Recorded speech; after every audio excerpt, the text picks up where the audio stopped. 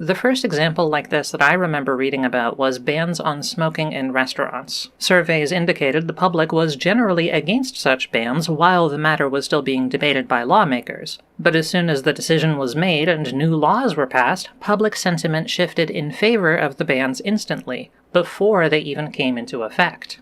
It was a demonstration of the way people try to make peace with what they can no longer change. When it was still only a proposal, nobody liked the sounds of restaurant policy changing. Why do we need to change stuff? If it were up to them, they would just keep things how they are. But once it became law, it felt as though the deed was done, so resistance was pointless. Now that you can't stop it, may as well get used to it. And once you start thinking that way, you think more about the new rule, and you realize, this change doesn't even really seem that bad. Maybe it's even good. Actually, yeah, come to think of it, this is kind of a good idea.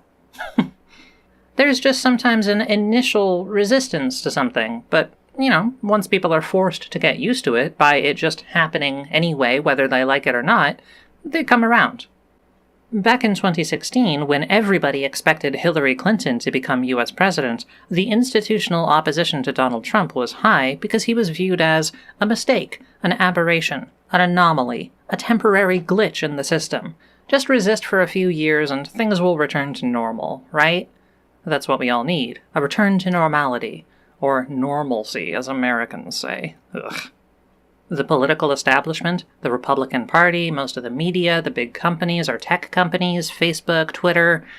Remember when Twitter was left-wing? It felt as though everybody was aligned against this man. It's been 10 years now. 10 long years. Trump emerged as the front-runner of the Republican Party, and he's been at the top of that pyramid ever since. He was president, during which he was enduringly popular with his supporters despite his ineptitude, shortcomings, and subsequent loss. Then he remained popular even while out of office, being the de facto voice of the party, the one person whom everybody on the right looked to and amplified. When the Republicans were choosing their 2024 candidate, Trump didn't even bother showing up to the debates, and all the conversations were still centered around him. These other people all talked about him, the only candidate not in the room, like he was their main opposition. Because he was. He led in the polls, and then he easily won the nomination by doing nothing. Then he won the presidency, this time by more than he did in 2016. The sad, cold reality is that this is just how things are now. This is the Republican Party. That side of the country has been reoriented around him, destroyed and remade in his image. This is where our status quo bias starts kicking in. It's where people start making peace with the things they can't change, accepting the new thing because they can no longer prevent it. And I don't mean to say this bias only started affecting people yesterday. It's more like we're really noticing the effects this time around as it accumulated to a critical mass somewhere along the way. Trump's re-election campaign was probably a fork in the road between a big sigh of relief and maybe things actually going back to normal, and all of those biases, those psychological defense mechanisms that had been building up in people's heads, finally cementing, hardening into an outer layer of defeated embrace. All those things you said about Trump years ago, they were true. He is everything you feared and worse. But those normal people, the ones who are coming into your store to buy your products, the ones who come to see your show, who use your website, the rank and file of our society who aren't all in the trenches of political bickering, well, it turns out that half of them are fine with it. A lot of them are barely paying attention to what's going on, but every so often they hear about how Trump is dismantling American democracy and they think, whatever, at least he'll get rid of the immigrants or something. And if you spend every day for the rest of his presidency trying to tell them Trump is way worse than you seem to realize, he is a fascist, he is a cancer, he is destroying your country, unlike any other president before him, including the ones that you hated, they're not going to turn around and agree with you. They're just going to roll their eyes and feel alienated. You stop trying with these people because they're not listening.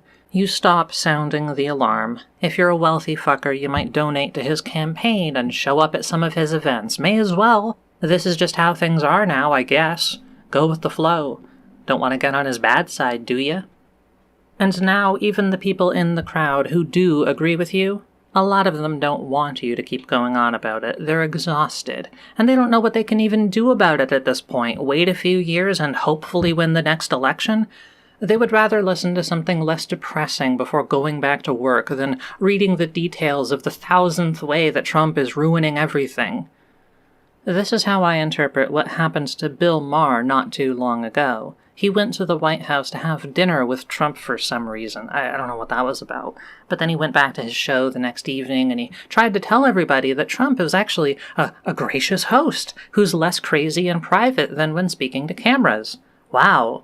Was that really a surprising insight? That a dude is more chill in private in a setting where he's in control after the battle where he won everything? Like, is this not something that Maher and everybody else couldn't have just assumed?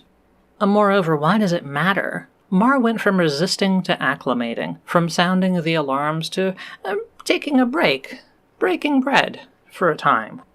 Why?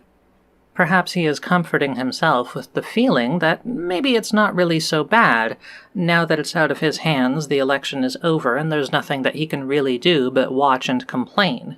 Somehow, what makes me feel even more disgust than political media being complacent is when I see non-political media, the sort of outlet that normally covers celebrity gossip and the like, sharing slice-of-life news or updates on social media from the children and grandchildren of these disgusting people, like they're the new American royalty. It's like, oh, did you know that Elon Musk's kid is learning Arabic? Did you know that Trump's granddaughter sews her own dresses in her spare time? And did you know that J.D. Vance has a...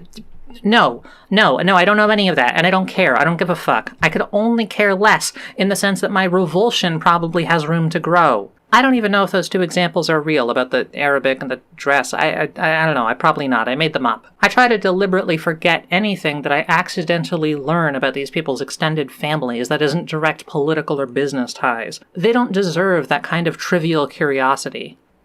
The normalization that we are seeing among so many people as the reality of Trumpism sets in, the way they are slowly coming to accept how things are as the temperature rises to a boil, it seems like yet another one of those parallels with something Godwin's Law, go fuck yourself. The Nazis also called the media fake news while flooding their country with lies. They also had a nebulous cultural concept of wokeness that they used to disparage anything they didn't like.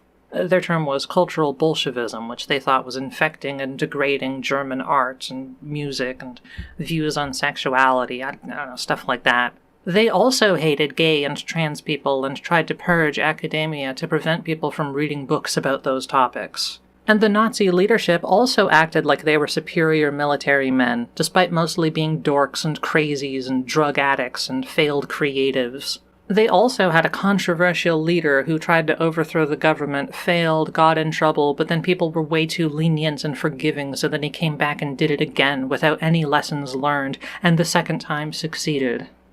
And while the Nazis were organizing and trying to gain power, a big factor that drew normal people in wasn't really a full-throated embrace of Nazi ideology, but a fear of all the things the Nazis warned about. The far left and the communists and the Jews and the international finance capital with their cultural Bolshevism destroying your culture and degrading your German values and setting up your economy in an unfair way that exploits good, hard-working German men.